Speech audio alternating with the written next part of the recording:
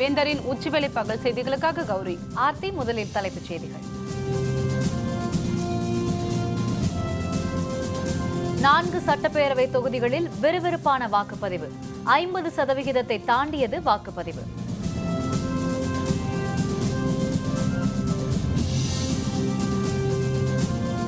அசாமில் தீவிரவாதிகள் கன்னிவெடி தாக்குதல். ராணுவ வீரர்கள் 3 பலி, 4 பேர் காயம்.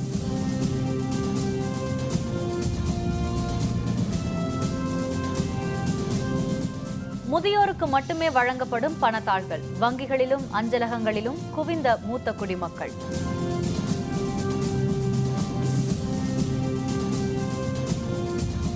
மதிப்பிழந்த ரூபாய் தாள்களால் மக்கள் அவதி. 24ஆம் தேதி திமுக மனித சங்கிலி போராட்டம்.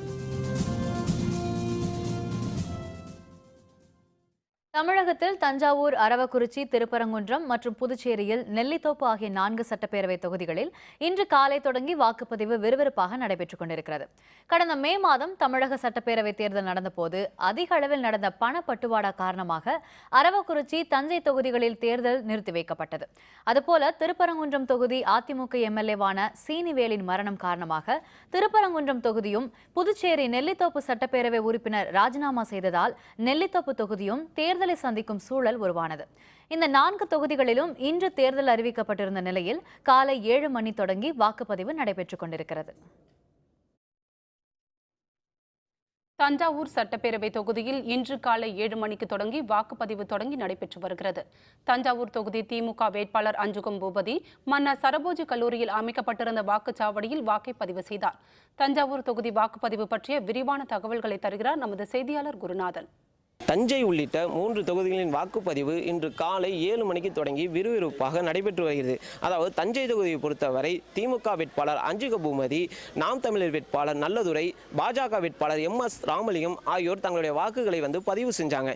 இதேபோல் அஇஅதிமுக வேட்பாளர் M ரங்கசாமி, தேமுதிக வேட்பாளர் அப்துல்லா சேட் இந்த தொகுதியை சேர்ந்தவர்கள் இல்லை என்பதால் அவர்களால் வாக்களிக்க இயலவில்லை. அதாவது மதியம் வரை சுமார் 40% வாக்கு பதிவாகி உள்ளது. போன தேர்தலில் இதில் தஞ்சாவூர் தொகுதி எலெக்ஷன் நிப்பாட்டினதுனால இந்த இடைத்தேர்தல் தஞ்சாவூர் தொகுதி நடக்குது. காலம்புரை அதே மாதிரி ஓட்டு போடுறதுல மக்கள் எந்த சிரமமும் இல்லாமல் காலம்புரையிலேருந்து எல்லாரும் கிராஜுவலாக போட்டுக்கிட்டு இருக்காங்க. நான் பாதுகாப்பு பணிகள் நல்லா சிறப்பாக செஞ்சுருக்காங்க. அவங்களுக்குலாம் யாருக்கும் பொதுமக்களுக்கு எந்த தொந்தரவும் இல்லாமல் நல்லபடியாக செஞ்சுட்டு இருக்காங்க. 276 வாக்குப்பதிவு மையங்களிலும் வெப் கேமரா பொருத்தப்பட்டு தீவிர கண்காணிப்பில் இருந்து வருகிறது. இது மட்டும் இல்லாமல் மாநில போலீசாரும் மத்திய காவல் படையினரும் தீவிர கண்காணிப்பில் ஈடுபட்டு வருகின்றனர். 276 வாக்குப்பதிவு மையத்திலும் ரோந்து பணியில் கண்காணிப்பு குழு கண்காணிச்சு வராங்க. அதாவது தஞ்சை தொகுதியை பொறுத்தவரை சிறு சிறு சச்சரவுகள் இருந்தாலும் தேர்தல் அமைதியாகவே நடைபெற்று வருகிறது. வேந்தர் செய்திகளுக்காக தஞ்சையிலிருந்து S குருநாதன். கரூர் மாவட்டம் அரவக்குறிச்சி சட்டப்பேரவை தொகுதியில் 245 வாக்குப்பதிவு மையங்களில் இன்று காலையில் தொடங்கிய வாக்குப்பதிவு விறுவிறுப்பாக நடைபெற்றுக் கொண்டிருக்கிறது. தற்போது வரை 25.66% வாக்கு பதிவாகியுள்ளது. இதுகுறித்த விரிவான விவரங்களை அங்கிருந்து தருகிறார் நமது செய்தியாளர் சண்முக சுந்தரம். நடைபெற்றுக் கொண்டிருந்த அரவக்குறிச்சி தொகுதி தேர்தலுக்கான வாக்குப்பதிவு விறுவிறுப்பாக நடந்துகிட்டு இருக்குது. மொத்தம் பார்த்தீங்கன்னா இந்த தொகுதியில் 245 வாக்கு மையங்கள் இருக்குது. இந்த 245 வாக்கு மையங்களையும் 1225 பணியாளர்கள் பணியில் ஈடுபடுத்தப்பட்டுள்ளனர். மேலும் 1868 காவலர்களும் இந்த தேர்தலில் பாதுகாப்பு பணியில் ஈடுபட்டிருக்காங்க. ரூரல் பகுதி, அதாவது கிராமப்புற பகுதியில் பார்த்தீங்கன்னா ஆண்களோட பெண்கள் நீண்ட வரிசையில் காத்திருந்து தங்களுடைய வாக்குகளை பதிவு செஞ்சுட்டு வராங்க. அது மட்டும் இல்லாமல் சின்ன தாராபுரம் உள்ளிட்ட பகுதியில் முதியோர்கள் மற்றும் ஊனமுற்றோருக்கான போதுமான வசதிகள் இல்லாமல் தவிச்சிட்டு வராங்க. உதாரணத்துக்கு உறவினர்களே தூக்கிட்டு போகிற சூழ்நிலை இருக்குது. வேந்தர் செயலுக்காக அரவக்குறிச்சி தொகுதியிலிருந்து சண்முக சுந்தரம். புதுச்சேரி மாநிலம் நெல்லித்தோப்பு தொகுதியில் 26 வாக்குச்சாவடிகளில் வாக்குப்பதிவு நடைபெற்று வருகிறது. வாக்குப்பதிவின் போது அதிமுகவினர் அராஜகத்தை தூண்ட முயற்சிப்பதாக முதல்வர் நாராயணசாமி குற்றம் சாட்டியுள்ளார். இதுகுறித்த விரிவான தகவல்களை தருகிறார் நமது செய்தியாளர் கந்தன். புதுச்சேரி நெல்லித்தோப்பு தொகுதி இடைத்தேர்தலுக்கான வாக்குப்பதிவு இன்று காலை முதல் தொடர்ந்து நடைபெற்று வருகிறது. நெல்லித்தோப்பு தொகுதி மக்கள் அனைவரும் ஆர்வத்துடன் தங்கள் வாக்கை செலுத்தி வராங்க. இந்நிலையில் காங்கிரஸார் அத்துமீறியும் அனுமதியின்றியும் அனைத்து வாக்குச்சாவடி மையங்களும் சென்று வருவதாகவும் மேலும் இந்த வாக்குப்பதிவு ஜனநாயக முறை நடைபெறவில்லை என கூறி அதிமுகவினர் புகார் தெரிவித்து சாரம் அவையத்தில் திடீரென மறியல் போராட்டத்தில் ஈடுபட்டாங்க. இதனால் சுமார் 1 மணி நேரம் போக்குவரத்து பெரிதும் பாதிக்கப்பட்டது. ஆனால் அதிமுகவினரை அப்புறப்படுத்த முயன்ற காவல்துறையினருக்கும் அதிமுகவும் லேசான தள்ளுமுடி ஏற்பட்டது. ஆனால் இருந்தாலும் அவர்களை வந்து வலுக்கட்டாயமாக அப்புறப்படுத்தப்பட்டன. அதனைத் தொடர்ந்து அனைத்து வாக்குச்சாவடி மையங்களும் வந்து பாதுகாப்பான முறையில் வந்து தற்போது வாக்குப்பதிவு வந்து நடைபெற்று வருகிறது. நான் வாய் திறந்து யார்கிட்டையும் பேசல. எந்த வாக்காளராக சொல்லாங்களா பாருங்க. இது பொய் குற்றச்சாட்டு. இதுக்கு காரணம் என்னன்னு சொன்னா அராஜகத்தை தூண்டி விட வேலையை அவர் பார்க்குறாரு. தமிழ்நாட்டிலிருந்து ஆளுகளை ஆட்சி வந்தது அவர் தான், நான் கொண்ட கிடையாது. இப்போ 2வது வாட்டியாக நான் இடைத்தேர்தலில் ஓட்டு போடுறேன். ஓட்டு போடுறது எல்லாரோட கடமை. இங்கே யார் ஜெயிச்சு வந்தாலும் அவங்க நல்லது செய்வாங்கன்னு நான் நம்புறேன். வேந்தர் செய்திகளுக்காக புதுச்சேரியிலிருந்து கந்தன். மதுரை திருப்பரங்குன்றம் சட்டப்பேரவை தொகுதிக்கான இடைத்தேர்தல் வாக்குப்பதிவு 291 வாக்கு மையங்களில் தற்போது நடைபெற்று வருகிறது. காலை 9 மணி வரை 14.10% இருந்த வாக்கு சதவிகிதம் 10 மணி நிலவரப்படி 23% உயர்ந்துள்ளது. இது தொடர்பான விவரங்களை தருகிறார் நமது செய்தியாளர் மணிகண்டன். மதுரை மாவட்டம் திருப்பரங்குன்றம் சட்டமன்ற இடைத்தேர்தல் தற்போது விறுவிறுப்பாக நடைபெற்று வருகிறது. காலை 7 மணிக்கு தொடங்கிய இந்த வாக்குப்பதிவு 9 மணி வரை மந்தமான நிலை இருந்தது. தற்போது 9 மணிக்கு பிறகு கொஞ்சம் விறுவிறுப்பாக நடைபெற்று வருகிறது. அதாவது 31.99% வாக்கு பதிவாகியுள்ளது. இந்த வாக்குப்பதிவு இந்த தேர்தலில் கடந்த தேர்தலை விட கூடுதலாகவே இருக்கும் என்று எதிர்பார்க்கப்படுகிறது. அதாவது கடந்த தேர்தல் 68.11% வாக்குப்பதிவானது. தற்போது ஒரு வெயில் இல்லாத ஒரு இதமான சூழ்நிலை இருப்பதால் வாக்காளர்கள் தற்போது ஆர்வமுடன் வாக்களித்து வருகிறார்கள். கடந்த 68.11% விட இந்த தேர்தலில் கூடுதலான வாக்குப்பதிவு நடைபெறும் என்று எதிர்பார்க்கப்படுகிறது. ஓட்டு போடுறது எங்கள் ஜனநாயக கடமை தான். நான் திருச்சி டிஸ்ட்ரிக்ட்லேருந்து தான் போட்டு போகிறேன்.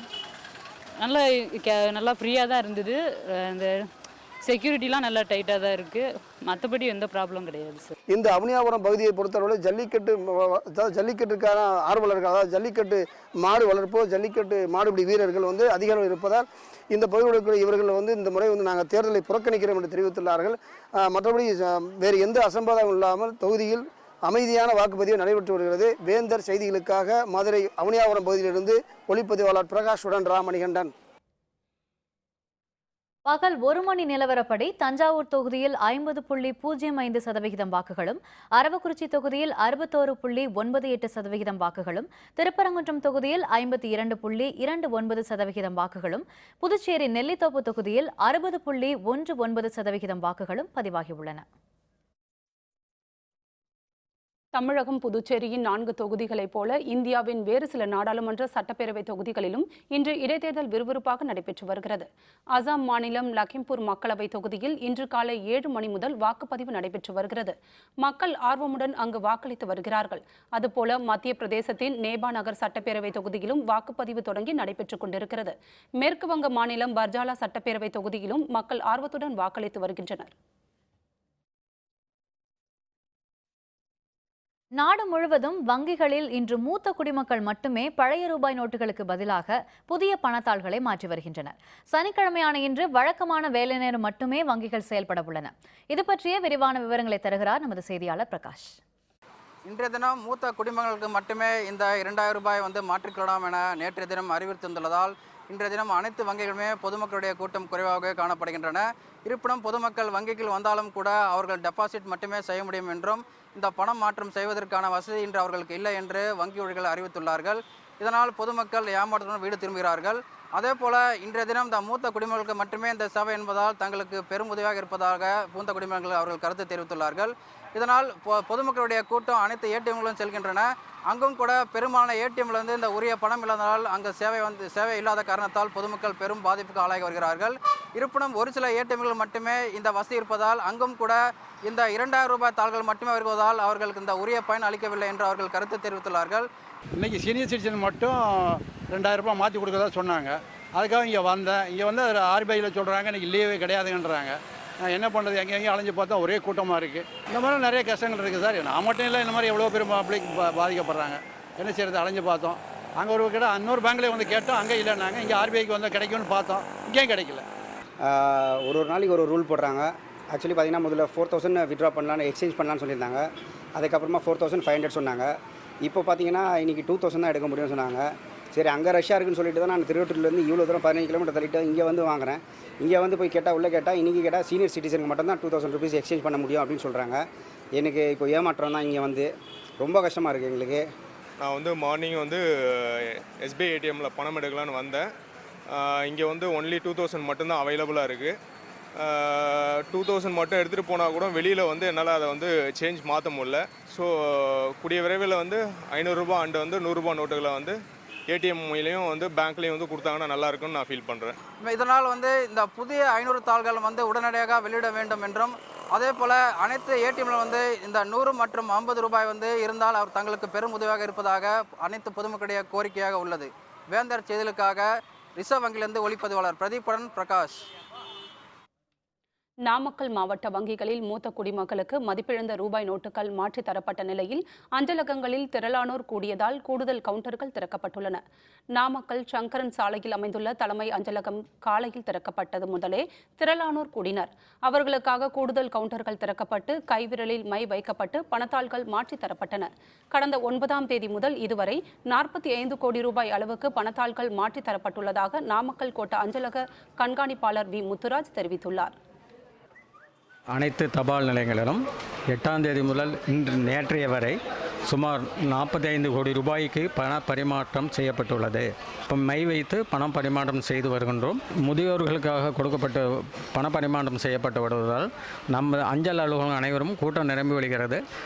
அதிகபட்சமான கவுண்டர்களை திறந்து பொதுமக்களுக்கு சேவை செய்து வருகிறோம். மதிப்பிழந்த ரூபாய் நோட்டு அறிவிப்பால் மக்கள் படும் அவதிக்கு காரணமான மத்திய அரசை கண்டித்து திமுக சார்பில் மனித சங்கிலி போராட்டம் வரும் 24ஆம் தேதி நடைபெறும் என கட்சியின் தலைவர் கருணாநிதி அறிவித்துள்ளார்.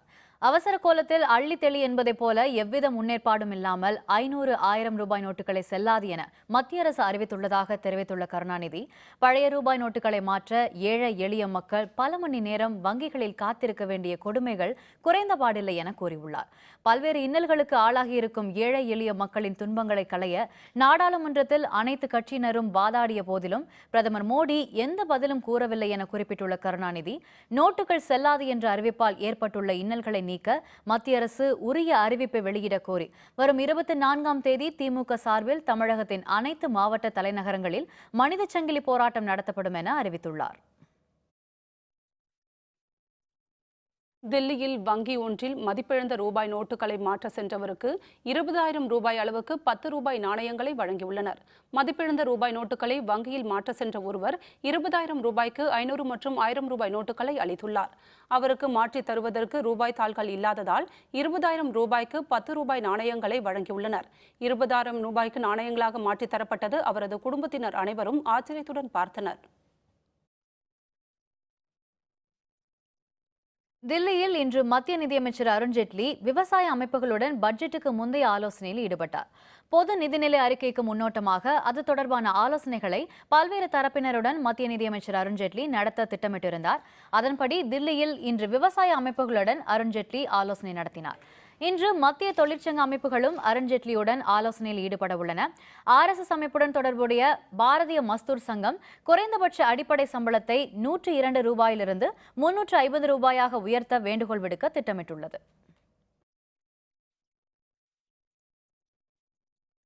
அசாம் மாநிலம் தின்சுகியா பகுதியில் ராணுவத்தினருக்கும் தீவிரவாதிகளுக்கும் இடையே நடந்த மோதலில் 3 ராணுவ வீரர்கள் பலியானார்கள். 4 பேர் காயமடைந்தனர். அசாம் மாநிலம் தின்சுகியா காடுகள் அடர்ந்த பகுதி. இங்கே தீவிரவாதிகள் மறைவிடங்கள் அதிகம் என்ற நிலையில் பென்கிரி பகுதியில் ராணுவத்தினர் அதிகாலை 5:30 மணியளவில் அங்கே தேடுதல் பணியில் ஈடுபட்டனர். அப்போது உல்ஃபா தீவிரவாதிகள் என சந்தேகிக்கப்படும் ஒரு தீவிரவாத குழுவுக்கும் ராணுவத்தினருக்கும் இடையே மோதல் வெடித்தது. தீவிரவாதிகள் கண்ணிவெடி தாக்குதல் நடத்தினர். அதில் ராணுவ வீரர் 2 பலியானார்கள். 5 வீரர்கள் காயமடைந்தனர். மருத்துவமனைக்கு எடுத்து செல்லும் வழியில் மேலும் ஒருவர் பலியானதால் இறந்த ராணுவ வீரர்களின் எண்ணிக்கை 3ஆக உயர்ந்துள்ளது. இதனிடையே தின்சுகியா பகுதியில் தேடுதல் வேட்டை தற்போது முனைப்பாக நடந்து வருகிறது.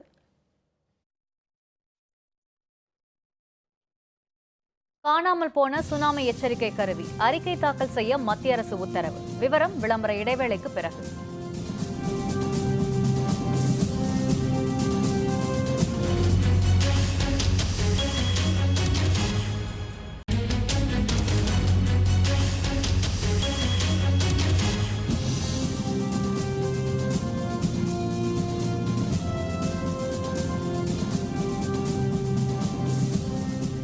செய்திகள் தொடர்கின்றன. ராஜீவ்காந்தி படுகொலை பின்னணி மற்றும் பிரியங்கா காந்தியுடனான சந்திப்பு பற்றியும் நளினி எழுதியுள்ள புத்தகம் வரும் 24ஆம் தேதி வெளியிடப்பட உள்ளதாக அவரது வழக்கறிஞர் தெரிவித்துள்ளார். வேலூர் சிறையில் உள்ள நளினியை சந்தித்த அவரது வழக்கறிஞர் புகழேந்தி பின்னர் செய்தியாளர்களுடன் பேசினார். ராஜீவ்காந்தி படுகொலை பின்னணி பற்றி சிறையில் இருந்தவாறு அவர் எழுதியுள்ள புத்தகம் வரும் 24ஆம் தேதி வெளியிடப்பட இருப்பதாக தெரிவித்தார். வெளியீட்டு விழாவில் வைகோ, திருமாவளவன் ஆகியோர் பங்கேற்க இருப்பதாக மேலும் தெரிவித்த அவர் விழாவில் நளினி கலந்து கொள்ள மாட்டார் என்றும் கூறினார்.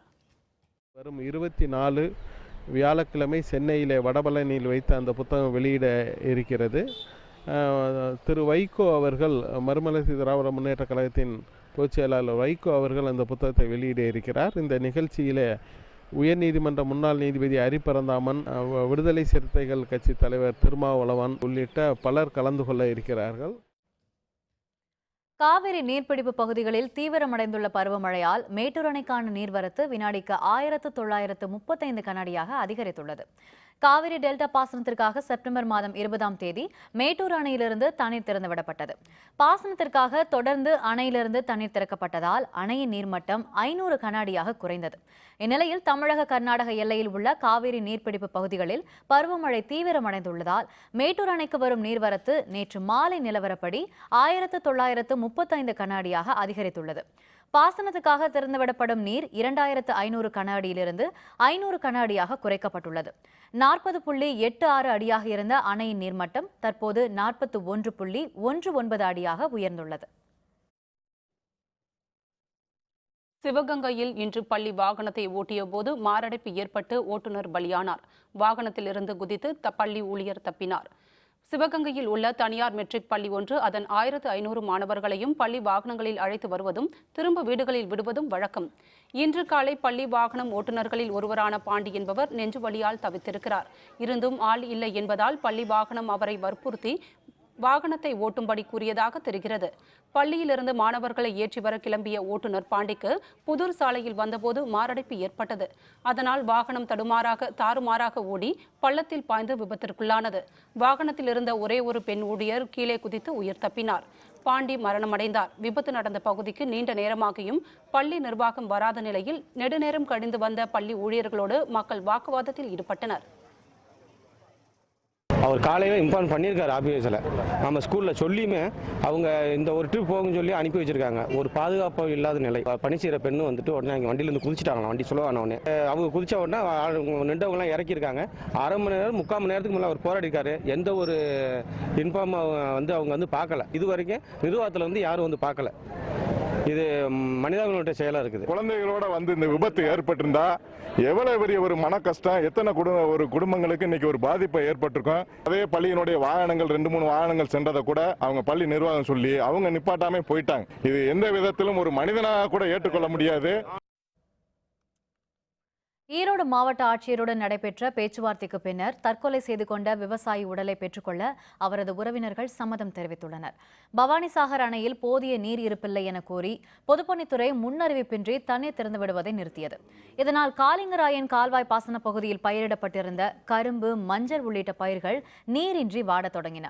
இதனால் விவசாயி ராஜேந்திரன் என்பவர் ஏற்கனவே தற்கொலை செய்து கொண்ட நிலையில் நேற்று முத்துச்சாமி என்ற மற்றொரு விவசாயியும் தற்கொலை செய்து கொண்டார். ஈரோடு வருவாய் வட்டாட்சியர் இறந்து போன விவசாயி முத்துச்சாமியின் வீட்டிற்கு சென்று ஆறுதல் கூறினார். இதனிடையே தற்கொலை செய்து கொண்ட விவசாயி முத்துச்சாமியின் உடலை காவல்துறையினர் எடுத்துச் செல்ல முயன்றபோது எதிர்ப்பு தெரிவித்த விவசாயிகள் கருமாண்டாம்பாளையம் 4 வழி சாலையில் சாலை மறியலில் ஈடுபட்டனர். அவர்களுடன் மாவட்ட ஆட்சியர் நடத்திய பேச்சுவார்த்தைக்கு பின்னர் விவசாயி உடலை பெற்றுக்கொள்ள உறவினர்கள் சம்மதம் தெரிவித்தனர்.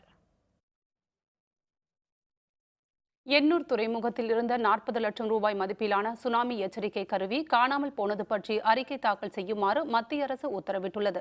எண்ணூரில் உள்ள காமராஜர் துறைமுகத்தில் கடலின் சீற்றம் பற்றி அறிந்து கொள்ளவும் சுனாமி போன்ற இயற்கை பேரிடர்கள் உருவாவது பற்றி முன்பே தெரிந்து கொள்ளும் வகையிலும் எச்சரிக்கை கருவி பொருத்தப்பட்டிருந்தது. 40 லட்சம் ரூபாய் மதிப்பிலான 400 கிலோ எடை கொண்ட அந்த கருவியை திடீரென காணவில்லை என்று கூறப்படுகிறது. மத்திய தொழில் பாதுகாப்பு படையினர் கட்டுப்பாட்டில் உள்ள துறைமுகத்தில் சுனாமி எச்சரிக்கை கருவி காணாமல் போனது பற்றி காவல்துறையினரிடம் புகார் தெரிவிக்கப்பட்டுள்ளது. இது பற்றி அறிக்கை தாக்கல் செய்யுமாறு துறைமுக அலுவலர்களுக்கு மத்திய கப்பல் போக்குவரத்து அமைச்சகம் உத்தரவிட்டுள்ளதாக தெரிகிறது. விழுப்புரம் மாவட்டம் உளுந்தூர்பேட்டை அருகே தேனி மாவட்டத்தைச் சேர்ந்த ஒரே குடும்பத்தைச் சேர்ந்த 3 பேர் ரயில் முன் பாய்ந்து தற்கொலை செய்து கொண்டது பற்றி காவல்துறையினர் விசாரணை நடத்தி வருகின்றனர். உளுந்தூர்பேட்டை அருகே ரயில்வே மேம்பாலத்தின் கீழே ரயில் தண்டவாளத்தில் சிலரது உடல்கள் சிதறிய நிலையில் கிடப்பதை கண்ட அப்பகுதி மக்கள் காவல்துறையினருக்கு தகவல் தெரிவித்தனர். அப்பகுதிக்கு விரைந்து வந்த ரயில்வே காவல்துறையினர் மற்றும் உளுந்தூர்பேட்டை காவல் நிலைய காவலர்கள் உடல்களுக்கு அருகே கிடந்த ஆதார் அட்டைகளை கண்டெடுத்தனர். பலியான 3வரும் தேனி மாவட்டம் போடி நாயக்கனூர் பகுதியைச் சேர்ந்தவர்கள் எனவும் 3வரும் ஒரே குடும்பத்தைச் சேர்ந்தவர்கள் எனவும் கண்டறிந்தனர். இது பற்றி விரிவான விசாரணை நடத்தி வருகின்றனர். திருவள்ளூர் அருகே காய்ச்சலால் கூலி தொழிலாளி சிகிச்சை பலனின்றி பலியானதை அடுத்து காய்ச்சலுக்கு பலியானோரின் எண்ணிக்கை 14ஆக உயர்ந்துள்ளது. பொன்னேரியை அடுத்த மனோபுரம் பகுதியைச் சேர்ந்த கூலி தொழிலாளியான வினோத்குமார் கடந்த சில நாட்களாக காய்ச்சலால் அவதிப்பட்டு வந்தார். அவருடைய உடல்நிலை மோசமானதை அடுத்து சென்னை ராஜீவ்காந்தி அரசு பொது மருத்துவமனையில் அனுமதிக்கப்பட்டு பின்னர் சிகிச்சை பலனின்றி அவர் உயிரிழந்தார். இதனையடுத்து திருவள்ளூர் மாவட்டத்தில் காய்ச்சலால் உயிரிழந்தவர்களின் எண்ணிக்கை 14ஆக உயர்ந்துள்ளது.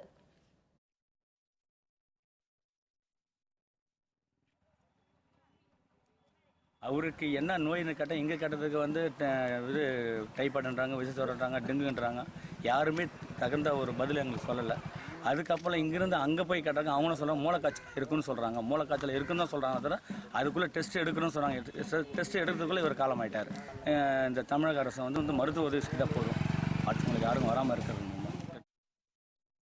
சேலம் இரும்பாலையை தனியார் மயமாக்கும் மத்திய அரசின் முடிவை கண்டித்து தொழிலாளர்கள் குடும்பத்துடன் மனித சங்கிலி போராட்டத்தில் ஈடுபட்டுள்ளனர். நாடு முழுவதும் உள்ள 22 பொதுத்துறை நிறுவனங்களை தனியார் மயமாக்க மத்திய அரசு ஒப்புதல் அளித்துள்ளதாக தகவல்கள் வெளியாகியுள்ளன. சேலம் இரும்பாலையை தனியார் மயமாக்க முயற்சி மேற்கொண்டு வரும் மத்திய அரசை கண்டித்து பல்வேறு கட்ட போராட்டங்களில் தொழிலாளர்கள் ஈடுபட்டு வருகின்றனர். இதன் தொடர்ச்சியாக சேலம் இரும்பாலை தொழிலாளர்கள் இன்று தங்களது குடும்பத்துடன் மனித சங்கிலி போராட்டத்தை நடத்தி வருகின்றனர். மத்திய அரசின் இந்த நடவடிக்கையை கண்டித்தும் தனியார் மயமாக்கும் முடிவை கைவிட வலியுறுத்தியும் போராட்டத்தில் ஈடுபட்டவர்கள் முழக்கங்களை எழுப்பினர். பொதுத்துறை நிறுவனங்களை தனியார் மயமாக்குவது என்ற ஒரு கொள்கை ரீதியான முடிவினை எடுத்துவிடுகிறது. தற்பொழுது வந்துள்ள மோடி அரசானது அதே கொள்கை ரீதியான முடிவு எடுத்திருக்கிறது. இதனை சேலம் உருக்காலை தொழிலாளர் அனைவரும் தொழிற்சங்க அமைப்பின் உதவியோடும் இதனை முறியடிப்போம் என்று இந்த நேரத்தை சொல்லிக் கொள்கிறேன். மதிப்பிழந்த பணத்தாள்களால் கோயம்பேடு சந்தையில் வணிகம் பெரிதும் பாதிக்கப்பட்டுள்ளதாக வணிகர்கள் குற்றம் சாட்டியுள்ளனர். 1000 மற்றும் 500 ரூபாய் பணத்தாள்கள் மதிப்பிழந்தவையாக அறிவிக்கப்பட்டதை அடுத்து கடந்த 9 நாட்களாக கோயம்பேடு சந்தையில் வணிகம் பெரிதும் பாதிக்கப்பட்டுள்ளது. வெளியூர்களிலிருந்து இறக்குமதி செய்யப்படும் மலர்கள், பழங்கள், காய்கறிகளை உரிய பணம் கொடுத்து வாங்க முடியாமல் வணிகர்கள் பெரும் சிரமத்திற்கு ஆளாகியுள்ளனர். விற்பனை மிகவும் குறைந்ததால் பூ, பழம், காய்கறிகள் அழுகி வருகின்றன. வணிகர்கள் அவற்றை குப்பையில் கொட்டுகிறார்கள். சிலர் வந்த பொருட்களை திருப்பி அனுப்புகிறார்கள். இதே நிலை நீடித்தால் மிகவும் சிக்கல் என்று கூறும் வணிகர்கள் அரசு விரைவில் உரிய நடவடிக்கை எடுக்க வேண்டும் என கோரிக்கை விடுக்கின்றனர். 500 ரூபா தாள் 1000 ரூபா தாள் வராதுக்கு முன்னாடியெல்லாம் நல்லா வியாபாரம் நல்லா ஓடிக்கி இருந்துச்சு. இப்போ இது செல்லல்னு சொல்லுவோமே வியாபாரம் அந்தந்த திராட்சை அழுகும் பொருளாகலாம் அப்படியே நின்று போச்சு. அதனால் ரொம்ப நாங்கள் 500 ரூபா தாள் வாங்குறது இல்லை. 100 ரூபா தாள் வரமாட்டேங்குது. அதனால் நாங்கள் ரொம்ப பாதிப்பாக இருக்குது வியாபாரம் எல்லாமே. 100 ரூபாய் கொடுத்தா சில்லறை இல்லை. 10 ரூபாய் 20 ரூபாய்க்கு நம்ம வாங்குறோன்னா சில்லறை இல்லை. காயெல்லாம் 10 ரூபாய் 20 ரூபாய் தான் இருக்குது. 100 ரூபாயை கொடுத்துட்டு காய் வாங்கினோன்னா அவங்க இல்லைன்றாங்க. மொத்தமாக அந்த பக்கம் வாங்கும்போதும் சரி, சில்லறை இதில் வாங்கும்போதும் சரி, சேஞ்ச் இல்லை. நம்ம கரெக்டாக எடுத்துகிட்டு வந்து கொடுத்தோன்னா ப்ராப்ளம் இல்லை. ஏன்னா 100-20க்கு கூட சில்லறை இல்லாமல் தான் இதுவாக இருக்குது. இந்தியா இங்கிலாந்து 2வது டெஸ்ட் போட்டி 255 ரன்னில் இங்கிலாந்து ஆட்டமிழப்பு. விவரம் விளம்பர இடைவேளைக்கு பிறகு.